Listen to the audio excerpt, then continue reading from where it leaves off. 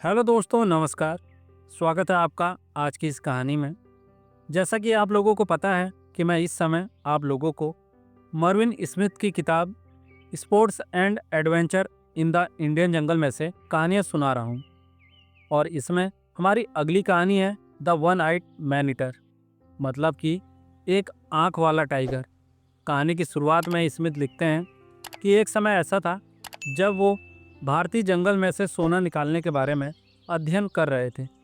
वो चीतलदुर्ग और शिमोगा एरिया में ये अध्ययन कर रहे थे, जहाँ पर बहुत सारे बबूल, खजूर और बांस के पेड़ हुआ करते थे। और जंगल के पास में पड़ने वाला गांव जंगल से थोड़ी ही दूरी पर था। उस गांव के लोग पशुपालन के साथ साथ खेती भी किया करते थे, और ये खेती केवल नदी के किनारे वाले इलाके में ही होती थी, और बाकी इलाका घना जंगल से घिरा हुआ होता था। अब इस इलाके के बारे में बड़ी ही खराब चर्चाएं थी। सबको लगता था यहाँ बहुत सारे टाइगर हैं और उनमें से कुछ आदमखोर भी हैं। घना जंगल होने के कारण टाइगर्स इन जंगलों में आसानी से छुप सकते थे, और किसी भी व्यक्ति के लिए यहाँ से निकलना खतरे से खाली नहीं है। और जिस टाइम पर स्मिथ वहाँ पर गए थे, उस टाइम पर वहाँ पर एक आदमखोर टाइगर का आतंक फैला हुआ था, जिसने 26 मासूम लोगों को अपना शिकार बनाया था। मैसूर गवर्नमेंट ने उस आदमखोर टाइगर को 6 महीने के अंदर जिंदा पकड़ने या मारने पर अच्छा खासा इनाम रखा हुआ था। आसपास के जितने भी शिकारी थे वो उस मैन ईटर टाइगर के पीछे पड़े थे, लेकिन अभी तक उस खतरनाक टाइगर को कोई भी शिकारी मार नहीं पाया था। बहुत सारे ब्रिटिश शिकारी भी उस टाइगर के पीछे लगे थे, लेकिन उन्होंने उस टाइगर के बदले में बहुत सारे दूसरे निर्दोष टाइगर मार दिए थे। एक आदमखोर के वजह से दूसरे टाइगर्स को इसका खामियाजा भुगतना पड़ा था। उसके कारण ही मासूम और निर्दोष टाइगर मारे गए थे, जबकि जो आदमखोर था वो अभी भी खुले में घूम रहा था, और उस आदमखोर तक कोई भी शिकारी पहुंच नहीं पाया था। हालांकि इस आदमखोर को पहचानना कोई मुश्किल काम नहीं था, क्योंकि इसकी सिर्फ एक आंख थी। दूसरी आंख पर एक शिकारी ने गोली मार दी थी। जिस शिकारी ने उस आदमखोर की एक आंख पर गोली चलाई थी, उसका कहना था कि एक बार रात में वो एक ताल के किनारे पानी वाले पक्षियों का शिकार करने के लिए गया था, और उनके इंतजार में एक पेड़ की डाल पर बैठा हुआ था। सुबह होने पर उस पानी के तालाब में बहुत सारे जली पक्षी आते थे। अब जैसे ही सुबह हुई, उस शिकारी ने देखा एक टाइगर पानी पीने आया है, और पानी पीने के बाद टाइगर उसी पेड़ के नीचे आकर खड़ा हो गया जिसकी डाल पर यह शिकारी बैठा हुआ था। अब उस पेड़ के नीचे आकर टाइगर सोने की तैयारी कर रहा था। अपने दोनों अगले पैरों के बीच में उसने अपना सर रख दिया। अब इस शिकारी ने सोचा कि इसकी एक बैरल में सिंगल बॉल है, वो टाइगर को मार सकती है। हालांकि वो बंदूक इतनी शक्तिशाली नहीं थी, लेकिन टाइगर नज़दीक ही बैठा था। उस समय किसी भी टाइगर को मारना शिकारी के लिए बड़ी उपलब्धि मानी जाती थी। उनका नाम अच्छे शिकारियों में लिया जाता था। इसलिए टाइगर को मारने के लालच में उसने निशाना लगाया और टाइगर की एक आंख पर गोली मार दी। हालांकि उसने टाइगर के माथे को निशाना बनाया था, लेकिन वो पक्का शिकारी नहीं था। उसका निशाना उतना अच्छा नहीं था जितना कि अन्य शिकारियों का होता है। इसी के कारण वो गोली उसके माथे पर ना लगकर उसकी एक आंख में लग गई थी। टाइगर जोर से दहाड़ा। उसकी दहाड़ सुन के उस शिकारी की बंदूक नीचे गिर गई। टाइगर को पता चल गया कि उस पर हमला पेड़ पर बैठे आदमी ने किया है। टाइगर उस पेड़ पर चढ़ने की कोशिश करने लगा। गुस्से में उसने अपने नुकीले नाखूनों से उस पेड़ की छाल निकाल दी, लेकिन वो दर्द के मारे उस पेड़ पर नहीं चढ़ पाया और वहाँ से भाग गया। वो आदमी डर के मारे पेड़ से नीचे नहीं उतरा। वो उसी पेड़ पर बैठा रहा। जब 2-3 घंटे बीत गए और अच्छी खासी धूप आ गई और उसे लगा टाइगर आसपास नहीं है, वो जल्दी जल्दी नीचे उतरा और फिर गांव की तरफ निकल लिया, क्योंकि उसे मालूम था घायल टाइगर जंगल में है और उसको घायल उसने ही किया था। अगले दिन सुबह घायल टाइगर को ढूंढने की बहुत कोशिशें की गई कि अगर टाइगर मर गया हो तो मिल जाए, लेकिन वो टाइगर मरा कहाँ था। कुछ ही दिन बाद उरानी और गंगू के बीच के रास्ते से उसने एक आदमी को उठा लिया और अन्य लोगों को उस आदमी की आधी खाई हुई बॉडी मिली। दरअसल ये सभी आदमी गांव से जरौनी लकड़ियां इकट्ठा करने के लिए जंगल में गए थे। अपने साथ ये 2 बैलगाड़ियां भी लेकर गए थे। जंगल में पहुंचकर इन लोगों ने अपनी दोनों बैलगाड़ियों को लकड़ियों से भर लिया और ये वापस अपने घर की तरफ लौटने लगे। वापस लौटते समय इनमें से एक आदमी बैलगाड़ी से नीचे उतर गया और लघु शंका करने के लिए रास्ते के किनारे एक पेड़ के पीछे चला गया। बदकिस्मती से वहाँ पर यही एक आंख वाला टाइगर झाड़ियों के पीछे लेटा हुआ था। जब उसने इस आदमी को अपनी तरफ आते हुए देखा तो उसे लगा कि यह आदमी उसे मारने ही आ रहा है, इसलिए उसने झाड़ी के पीछे से छलांग मारी और उस आदमी की गर्दन अपने मुंह में दबोच ली।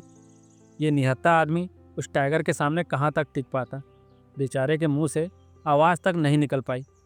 दूसरी तरफ इसके साथी जो बैलगाड़ी पर बैठकर गांव की तरफ बढ़ रहे थे, उन्होंने जब देखा कि बहुत देर से उनका साथी उनके पीछे नहीं आ रहा है तो ये बैलगाड़ी से उतरकर वापस अपने साथी को खोजने आ गए, जहाँ पर इन्हें अपने साथी की लाश मिली जिसे टाइगर ने बड़ी बेरहमी से मार डाला था। साथ ही उस आदमी की लाश के पास इन्हें टाइगर के पैरों के निशान दिखे, जिससे ये बात कंफर्म हो गई कि इसे टाइगर नहीं मारा है। थोड़ी ही दूरी पर उस घटना के बीतने के कुछ दिन बाद एक और आदमी को टाइगर द्वारा उठा लिया गया। टाइगर अब इंसानों को मारकर आसानी से अपना पेट भर रहा था। धीरे धीरे इंसानों को मारना टाइगर की आदत में शामिल हो गया। अब तो ये लगभग रोज का किस्सा हो गया था। हर 6-7 दिन में एक आदमी गायब हो जाता था और उसका आधा खाया हुआ शरीर मिलता था। अब ये टाइगर ऊंचे रास्ते पर चीतलदुर्ग और शिमोगा के बीच में रेगुलर वारदात करने लगा। ये इतना दुस्साहसी हो गया था कि दूसरे इंसानों के सामने भी किसी को उठाकर ले जाता था। टाइगर के खौफ के कारण जंगल से निकलने वाले पूरे रास्ते खाली हो गए। उन रास्तों पर कोई भी चलने के लिए तैयार नहीं था। उस टाइगर को शिकार करते हुए कई बार लोगों ने अपनी आंखों से देखा था और ये नोट किया था कि उस टाइगर की एक आंख नहीं है। उस शिकारी की एक गलती की वजह से एक नॉर्मल टाइगर मैन ईटर बन गया था, क्योंकि एक आंख से उस बेचारे टाइगर को ठीक से दिखता नहीं था। वो जानवरों के पीछे दौड़ नहीं पाता था और अपना नॉर्मल शिकार कर नहीं पाता था। जब उसे भूख लगती थी, सबसे आसान शिकार किसी आदमी या औरत को मारता था। अब जब उसने इंसान मारने शुरू कर दिए तो उसे लगा ये तो बहुत ही आसान काम है, तो अब वो जंगली जानवर मारने के लिए ट्राई भी नहीं करता था।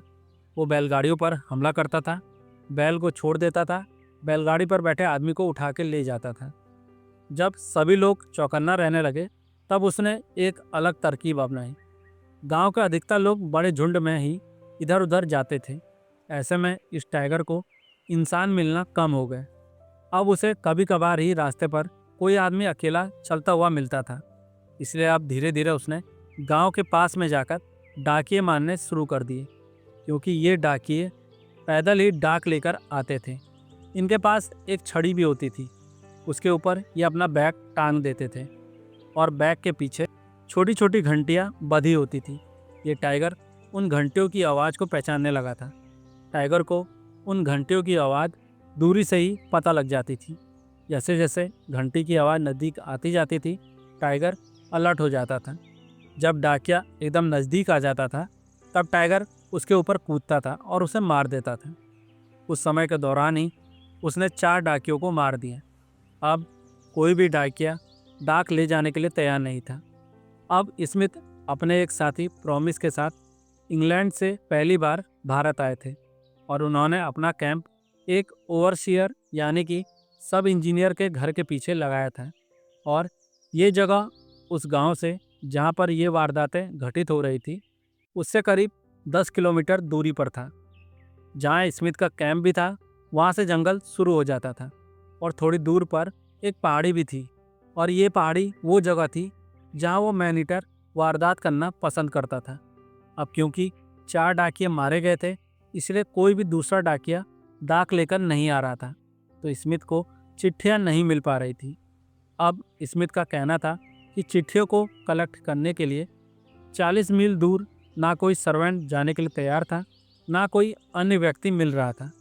स्मिथ के दोस्त प्रॉमिस ने कभी किसी टाइगर का शिकार नहीं किया था, लेकिन टाइगर के बारे में पढ़ा बहुत था। प्रॉमिस बहुत उत्सुक था टाइगर मारने के लिए। हालांकि ये टाइगर मैनीटर था, लेकिन उसका कहना था ये तो सोने पर सुहागा है। अब स्मिथ और उनके साथी ने पूरा इलाका छान मारा, लेकिन उनको टाइगर नहीं मिला। वो सिर्फ टाइगर की खोज में नहीं थे, वो जिस काम के लिए आए थे, सोने की खोज, उसको भी करते जा रहे थे। उन्होंने बहुत सारे मचान बनवाए, जगह जगह मचान बनवाकर वो उन पर बैठे, भैंसें भी बांधी, लेकिन टाइगर नहीं आया। जब स्मिथ गंगू में थे तो उन्हें मालूम चला कि टाइगर उरानी के पास देखा गया। जब ये उरानी के पास आए तो मालूम चला 10 मील की दूरी पर उसने किसी को मार दिया है। टाइगर ने खेत से एक महिला उठा ली थी। ये वारदात उसने दिन के समय ही अंजाम दी थी, जिस समय ये महिला अपने खेतों में से हरी घास काट रही थी। अब स्मिथ का कहना है कि अगर उन्हें उस औरत की बॉडी मिल जाती तो टाइगर उसे खाने आता। उस दिन पक्का वो उसे गोली से मार देते, लेकिन उस विक्टिम महिला के रिश्तेदार बुरी तरीके से रो रहे थे और वो उस महिला की बॉडी को देने के लिए तैयार नहीं थे। स्मिथ ने उन्हें बहुत मनाने की कोशिश की, लेकिन उस महिला के परिवार वाले उस महिला की लाश को नहीं देना चाहते थे। वो महिला जो मारी गई वो बहुत ही गरीब परिवार की लग रही थी। उसके सगे संबंधियों के पास पहनने के लिए अच्छे कपड़े तक नहीं थे। उन्होंने जो भी कपड़े पहने हुए थे वो बहुत कटे फटे थे। इसमें समझ गए कि ये परिवार बहुत गरीब है और उनकी इच्छा के विरुद्ध महिला की लाश को ले जाना सही नहीं होगा। और उन्होंने उस परिवार की मदद करने के लिए उनको कुछ पैसे दिए और कहा कि इस महिला का अंतिम संस्कार अच्छे से कर देना। इसके बाद स्मिथ अपने साथी के साथ वहाँ से चले गए। उन्होंने अपने दोस्त से कहा कि आज हम लोगों के पास इस मैनीटर को मारने के लिए बहुत बढ़िया मौका था, लेकिन महिला के घर वालों की वजह से अब ना जाने कितने और लोगों को टाइगर का शिकार बनना पड़ेगा। तभी प्रॉमिस ने स्मिथ को आइडिया दिया कि क्यों ना हम में से एक आदमी डाकिया बनकर चले। वही बैग लेकर चले जो डाकिया लेकर चलते हैं, जिसमें घंटियाँ लगी होती हैं। उसी इलाके में बैठे जहाँ पर टाइगर वारदात करता है। दूसरा आदमी मचान पर बैठे तो क्या पता टाइगर आ जाए, लेकिन अब सवाल था कि डाकिया बनेगा कौन। प्रॉमिस का भी यही कहना था कि अगर टाइगर नहीं आया तो भी हम ये साबित कर सकते हैं कि इस इलाके में डाक वाला बैग लेकर चलना कोई ख़तरनाक काम नहीं है, ताकि डाक वापस चालू हो जाए। यह आइडिया स्मिथ को अच्छा लगा, लेकिन अब सवाल था डाकिया कौन बनेगा।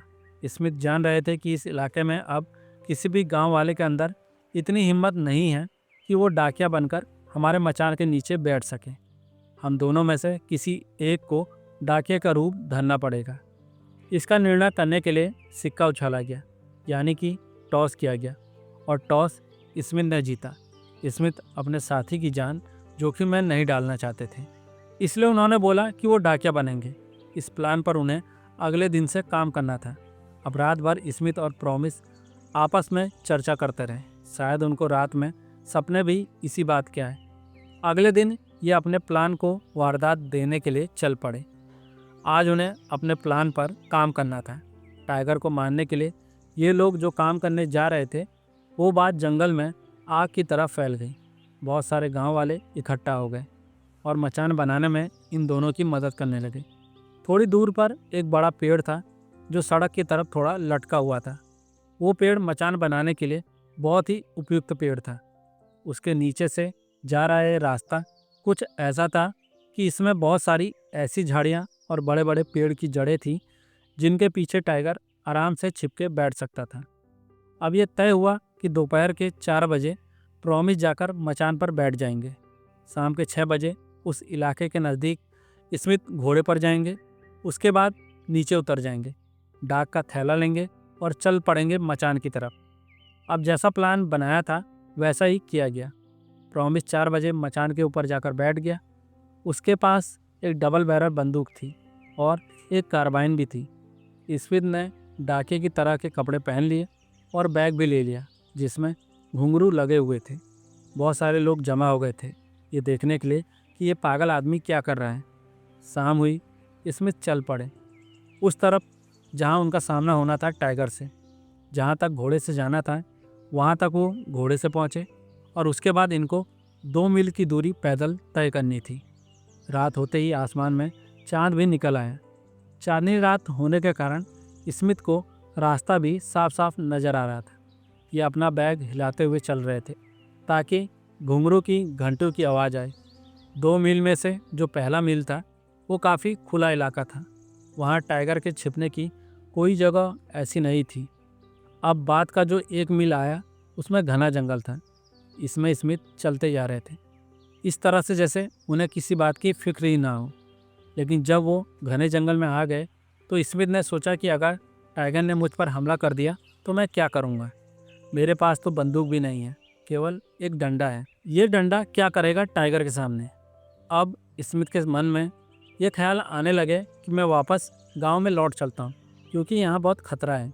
लेकिन अगर वापस जाऊँगा तो मैं जो उतनी भीड़ है उसको क्या बोलूँगा, और फिर प्रॉमिस को कैसे खबर करूँगा कि मैं वापस जा रहा हूँ। अगर मैं चिल्ला के बोलता हूँ तो टाइगर सुन लेगा, और अब अगर वो मेरे पीछे नहीं आ रहा होगा तो भी आ जाएगा।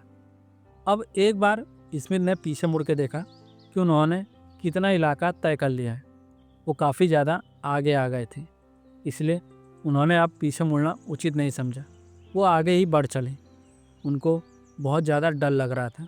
वो डर के मारे तेज़ी से मचान की तरफ चलते जा रहे थे। वो जल्दी से प्रॉमिस के पास पहुंचना चाहते थे। जब ये तेज़ी के साथ चल रहे थे तो बैग के साथ लगी हुई घंटियां भी ज़ोर ज़ोर से बज रही थी। उतनी ही ज़ोर से इनको अपनी दिल की धड़कन सुनाई दे रही थी। इन्हें हर जगह लग रहा था कि यहाँ टाइगर छिपा हो सकता है। स्मिथ ने अपने दिमाग को समझाया कि जल्दबाजी में काम खराब हो सकता है। अगर वो तेज़ी से आगे बढ़ेंगे तब उन्हें सोचने समझने का मौका नहीं मिलेगा, और ना ही वो अपने अगल बगल ध्यान से देखते हुए चल पाएंगी। उन्होंने अपनी चाल एकदम धीमी कर दी। उनके पास सिर्फ एक डंडा था, लेकिन अब उन्हें खुद को इस डंडे से ही बचाना था। जब वो आगे बढ़ रहे थे तभी उन्हें अपने दाएं तरफ किसी जानवर की एक काली साया दिखाई दी। वो देखते ही समझ गए कि हो ना हो ये वही टाइगर है जिसने उनके बैग पर लगी छोटी छोटी घंटियों की आवाज़ सुन ली थी, और वो समझ गया था कि इस इलाके से कोई डाकिया गुजर रहा है। टाइगर बहुत शातिर था। जैसे ही उसे लगा कि स्मिथ ने उसे देख लिया है तो वो उसी पोजीशन में एकदम स्थिर खड़ा हो गया, यहाँ तक कि वो अपने कान तक नहीं हिला रहा था। ऐसी पोजीशन टाइगर तब बनाते हैं जब वो अपने शिकार पर हमला करने ही वाले होते हैं। स्मिथ समझ गए कि अब मेरे ऊपर हमला होने ही वाला है। स्मिथ जो धीरे धीरे चल रहे थे वो एकदम से रुक गए। उन्होंने अपना मुंह टाइगर की तरफ किया और अपने हाथ में पकड़े डंडे को टाइगर की तरफ पॉइंट किया। टाइगर ने जैसे ही देखा कि स्मिथ ने उनकी तरफ डंडे को पॉइंट कर दिया है तो उसे ऐसा लगा कि स्मिथ के हाथ में राइफल है और वो उससे गोली चलाने वाले हैं। टाइगर अलर्ट हो गया और वो कूद के भाग गया। स्मिथ को पक्का यकीन था कि ये वही आदमखोर टाइगर ही था। थोड़ी देर बाद उन्हें वहाँ से काफ़ी दूर से एक सियार के बोलने की आवाज़ सुनाई दी, जिसका मतलब था कि टाइगर वहाँ से दूर जा चुका था। स्मिथ जल्दी जल्दी आगे बढ़ गए और वो चलते चलते अपने साथी प्रॉमिस के पास पहुँच गए, जो मचान पर बैठा हुआ था। प्रॉमिस चिल्लाया, तुम कहाँ थे और अब तक क्या कर रहे थे? क्या तुमने टाइगर को देखा? स्मिथ पेड़ पर चढ़कर मचान पर बैठ गए। उनके पास एक बोतल में चाय थी। यहाँ आके उन्होंने चाय के 2-3 कप पिए। वो काफ़ी ज़्यादा डरे हुए लग रहे थे, जिससे ये पता चल रहा था कि उनकी मुठभेड़ टाइगर से हो चुकी है। 3-4 कप चाय पीने के बाद ये नॉर्मल नहीं हुए। प्रॉमिस को उन्होंने सारी बात बताई कि कैसे वो आदमखोर उनके पास तक पहुंच गया था और उन्होंने अपने डंडे से खुद की जान बचाई थी। टाइगर वहां से दूर जा चुका था और अब उसके यहाँ वापस लौटने की उम्मीद ना के बराबर थी। इसलिए ये लोग मचान से नीचे उतर आए और उसके बाद ये लोग अपने कैंप की तरफ चल पड़े। वापस लौटते समय भी टाइगर के डर के वजह से इनको लग रहा था कि टाइगर इनका पीछा कर रहा है, लेकिन ऐसा नहीं था। टाइगर वहाँ से कब का जा चुका था। प्रॉमिस ने स्मिथ से कहा कि हम लोग कल दोबारा ये सीन दोहराएंगे, लेकिन अदला बदली करके। मैं बनूंगा डाकिया, तुम बैठना मचान पर। स्मिथ ने कहा कि नहीं, ऐसा नहीं होगा। कल भी मैं ही डाकिया बनूंगा, लेकिन मैं अपने साथ राइफल लेकर चलूँगा। लेकिन प्रॉमिस अपनी बात पर अडिग था। अगर उसको बोला जाता कि ऐसा मत करो तब भी वो यही करता। प्रॉमिस का कहना था कि मैं नहीं चाहता कि गांव वाले बोले कि ये छोटा अंग्रेज जो है ये डरपोक है। छोटा अंग्रेज प्रॉमिस ने खुद को कहा था। स्मिथ ने कहा कि भाई कम से कम तुम अपने साथ एक बंदूक रख लो, क्योंकि मेरे साथ बड़ा ही ख़राब एक्सपीरियंस हुआ है। लेकिन प्रॉमिस ने कहा कि नहीं, मैं वैसे ही जाऊंगा जैसे तुम गए थे। शाम को 5 बजे स्मिथ मचान पर जाकर बैठ गए। उन्होंने अपने हर तरफ का मुआयना किया, अपनी बंदूकें भी सेट कर दी। लेकिन जैसे ही वो मचान पर बैठे, मच्छरों को मालूम चल गया कि स्मिथ आ गए हैं। मच्छरों ने उन्हें परेशान करना शुरू कर दिया। ये बात प्रॉमिस ने उन्हें कल नहीं बताई थी, नहीं तो वो अपने साथ मच्छरों का कोई ना कोई उपाय जरूर लाए होते। वो ज़्यादा हिल डुल नहीं सकते थे, क्योंकि ये टाइगर के इंतज़ार में बैठे थे। वो कभी अपने कान से, कभी अपनी गर्दन से मच्छरों को भगाने की कोशिश कर रहे थे। तभी इनको घंटियों यानी घूंगर की आवाज़ सुनाई देने लगी। ये बहुत ज़्यादा अलर्ट हो गए। इन्हें लगा अगर प्रॉमिस को कुछ हो गया तो सारा दोषारोपण मेरे ऊपर ही होगा। और प्रॉमिस हर घंटी की आवाज़ के साथ इनके नज़दीक आता जा रहा था। कुछ देर बाद इनको दूर से प्रॉमिस आता हुआ दिखाई दे रहा था। अब उसने एक शॉर्टकट ले लिया था। चलते चलते अब प्रॉमिस केवल 200 गज की दूरी पर था। लेकिन तभी अचानक स्मिथ ने देखा एक काला साया उसके पीछे आ रहा है। वो साया एकदम टाइगर के जैसा था। थोड़ी दूर तक वो साया प्रॉमिस के पीछे भी आया और फिर झाड़ियों में चला गया।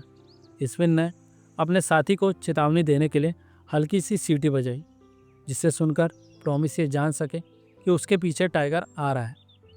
स्मिथ लिखते हैं कि उस समय पता नहीं प्रॉमिस ने मेरे द्वारा बजाई गई इस सीटी का मतलब क्या निकाला, लेकिन सीटी के तुरंत बाद ही स्मिथ को प्रॉमिस के पीछे चांदनी रात में टाइगर साफ नजर आ रहा था।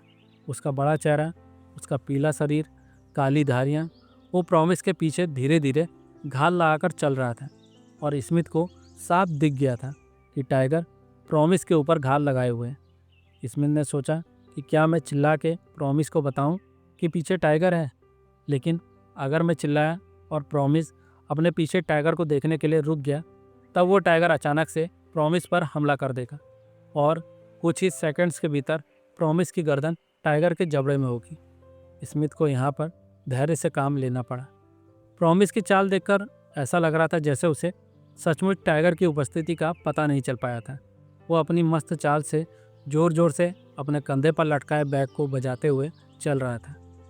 अब स्मिथ को अपनी राइफल पर पूरा भरोसा था। उन्होंने अनुमान लगाया कि 70-80 गज दूर पर वो टाइगर है। हालांकि चांदनी रात में उन्हें इतनी दूर निशाना लगाने में कोई भी दिक्कत नहीं होनी चाहिए, लेकिन टाइगर अपने शरीर को समेटे हुए था, प्रॉमिस से छुपते हुए उसके पीछे पीछे आ रहा था। और टाइगर पर ऐसे समय पर निशाना लगाना बहुत मुश्किल होता है। घाल लगा के अपने शिकार पर उछलने के लिए टाइगर जल्दी जल्दी अपने और प्रॉमिस के बीच में डिस्टेंस को कम कर रहा था। वो हमला करने की तैयारी में था और लग रहा था अब उछले कि तब। इससे पहले कि ज़्यादा देर हो जाए, अब स्मिथ ने निशाना लिया और जब उन्हें लगा कि टाइगर उनके निशाने पर है, उन्होंने गोली चला दी। गोली की आवाज़ सुन के प्रॉमिस जोर से चिल्लाया, तुम्हारी गोली मेरे कान से केवल 1 इंच की दूरी से गई है, इस तरह का मजाक मत करो। उसे लगा कि स्मिथ सिर्फ उसे डराने के लिए गोली चला रहे हैं। स्मिथ ने चिल्लाया कि जल्दी भागो, तुम्हारे पीछे टाइगर है। ये सुनते ही प्रॉमिस अपनी जान बचाकर भागा और जल्दी से पेड़ के नीचे आ गया। स्मिथ ने प्रॉमिस को मचान पर चढ़ा दिया। वो दोनों मचान पर बैठकर टाइगर को ढूंढने लगे। स्मिथ को लग रहा था कि उन्होंने जो निशाना मारा है उससे टाइगर पक्का मर गया होगा और सुबह इनको उस मैनीटर टाइगर की लाश देखने को मिलेगी। उनके बगल में बैठा वो प्रॉमिस, जो मस्तानी चाल में चलते हुए आ रहा था, अब डर के मारे कांप रहा था। अब इन लोगों ने डिसाइड किया कि भविष्य में हम इस तरीके से मैनीटर को कभी भी मारने नहीं जाएंगे। इन लोगों ने 3-4 बार हवा में फायर किए और जब देखा कि टाइगर की कोई आड़ नहीं है, फिर ये नीचे उतर आए। उसके बाद ये लोग उस जगह को देखने गए जहाँ इनको टाइगर दिखा था। वहाँ उन्हें टाइगर नहीं मिला, ना ही वहाँ पे उन्हें कोई खून के निशान मिले। अब ये लोग वापस कैंप में चले गए और जब इन्होंने लोगों को बताया कि हमने टाइगर को मार दिया है, सुबह लाश मिल जाएगी, तो इनका बहुत ज़ोरदार स्वागत किया गया। सुबह के समय ये वापस उसी जगह पर आए। यहाँ इन्हें गोली के निशान मिले, प्रॉमिस के जूते के निशान मिले, लेकिन टाइगर के खून के निशान कोई नहीं मिले। टाइगर मरा नहीं था। स्मिथ द्वारा चलाई गई गोली टाइगर को नहीं लगी थी और टाइगर साफ साफ बच निकला था। स्मिथ को यकीन ही नहीं हो रहा था कि कैसे वो टाइगर यहाँ से बच निकला था, जबकि उन्होंने बहुत तसल्ली से टाइगर पर गोली चलाई थी। ऐसा कैसे हुआ, ये प्रश्न उनके दिमाग में कई सालों तक घूमता रहा था। खैर, उस रात आदमखोर बच निकला था। टाइगर जिंदा था, इसका सबूत भी कुछ दिनों बाद मिल गया। 6 दिन बाद ही जंगल में गांव वालों को एक गुमशुदा आदमी का सर, हाथ और पैर मिले। बाकी का शरीर टाइगर ने खा लिया था। जब उस आदमी के अवशेष मिले तो लोगों के अंदर टाइगर के प्रति गुस्सा फूट पड़ा।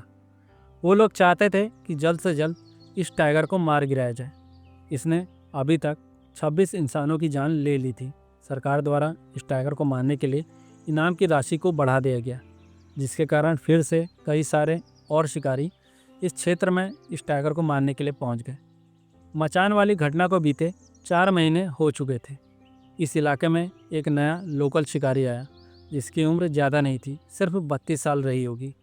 ये लोकल शिकारी पूरे दिन जंगल में टाइगर को खोजते रहता था, जबकि अन्य शिकारी एक आध हफ्ता रुकने के बाद ही वापस लौट जाते थे। लेकिन ये शिकारी लगातार 3 महीने तक टाइगर के पीछे लगा रहा। गांव वाले आसपास के इलाके में पान के पत्तों की खेती भी किया करते थे। एक दिन जब ये लोकल शिकारी इन पान के पत्तों के खेतों में से निकल रहा था, तभी उसे टाइगर की पूंछ हिलती हुई दिखाई दी। ये देखते ही ये लोकल शिकारी एकदम चौकन्ना हो गया। टाइगर उसी खेत में गहरी नींद में सोया हुआ था। ये लोकल शिकारी एक लंबा चक्कर काटकर टाइगर के सामने की तरफ चला गया और उसने देखा कि टाइगर गहरी नींद में सोया हुआ था। आंखें बंद होने की वजह से इसको ये नहीं पता चल पा रहा था कि ये वही एक आंख वाला टाइगर है या कोई दूसरा टाइगर है। लेकिन ये टाइगर को ऐसे ही छोड़कर रिस्क नहीं लेना चाहता था। इसने बड़ी तसल्ली से अपनी राइफल को दाहिने कंधे पर लगाया और अपनी राइफल की नाल को सीधे टाइगर के चेहरे पर पॉइंट कर दिया और सोते हुए टाइगर पर गोली चला दी। पहली गोली लगते ही टाइगर उठ खड़ा हुआ और तभी इस लोकल शिकारी ने टाइगर के अगले पैरों के ऊपर दूसरी गोली मार दी, जिससे यह टाइगर वहीं पर गिर पड़ा। थोड़ी देर तड़पने के बाद टाइगर का शरीर हिलना डुलना बंद हो गया। जिस टाइगर को मारने के लिए बहुत दूर दूर से शिकारी आए थे, उसे इस लोकल शिकारी ने मार गिराया था। ये टाइगर वास्तव में अपने आकार में बहुत बड़ा था और इसकी खाल एकदम चमकदार थी। लेकिन इस टाइगर का आदमखोर बनना प्राकृतिक नहीं था। इसे जानबूझकर आदमखोर बनाया गया था उस नौसिखिए शिकारी द्वारा, जिसने चिड़िया मारने वाली बंदूक से इस टाइगर की एक आंख फोड़ दी थी। आंख फूटने के बाद ये टाइगर मजबूर हो गया था और इसे अपना पेट भरने के लिए आसान शिकार की ज़रूरत थी। इसी कारण से ये इंसानों को मार रहा था। इसमें इसकी कोई गलती नहीं थी। अगर ये पहले दिन मर गया होता तब 26 लोगों की जान नहीं गई होती। किसी इंसान की करनी की सज़ा इंसान तो भुगत ही रहा है, साथ में इंसानों के साथ साथ जानवरों को भी ये सज़ा भुगतनी पड़ रही है। तो चलिए दोस्तों, इस दुखद अंत के साथ इस कहानी को यहीं पर ख़त्म करते हैं। उम्मीद करता हूँ कि आप लोगों को आज की ये कहानी भी पसंद आई होगी। चलिए दोस्तों, अब आप लोगों की मांग के अनुसार समय हो चला है कुछ सब्सक्राइबर्स का नाम लेने का, जिनके कमेंट मेरे अंदर नई ऊर्जा का संचार करते हैं। उनके नाम हैं बाबूलाल सालवी, दिव्यांशु उत्तराखंड से, अमरदीप कुमार, फैज उमर, गौरव लोहिया, ध्रुव शुक्ला, विजेंद्र सिंह धरकुरी रुद्रप्रयाग उत्तराखंड से, सुभाष चंद्र साहू रविशंकर रायबरेली से, रोहित मरांडी, सिद्धार्थ बंसोड़े, यश, गोदावरी गौड़ा, स्वाति सिंह, निधि मैगन और संजय मल्होत्रा। आप सभी लोगों का बहुत बहुत धन्यवाद। अन्य लोग जो चाहते हैं कि मैं वीडियो के अंत में उनका नाम लूं, वो मुझे कमेंट बॉक्स में अपना नाम भेज सकते हैं। जाते जाते मेरा आप लोगों से निवेदन है कि अगर आप लोगों को ये कहानी अच्छी लगी तो इसे अपने दोस्तों के साथ शेयर भी ज़रूर करें, और जिन्होंने अब तक इस चैनल को सब्सक्राइब नहीं किया वो इसे सब्सक्राइब भी कर लें, ताकि आपको इस प्रकार की एक से बढ़कर एक कहानियाँ सुनने को मिलती रहें। मिलते हैं दोस्तों जल्द एक और थ्रिलर कहानी के साथ। तब तक के लिए नमस्कार, शुभ रात्रि।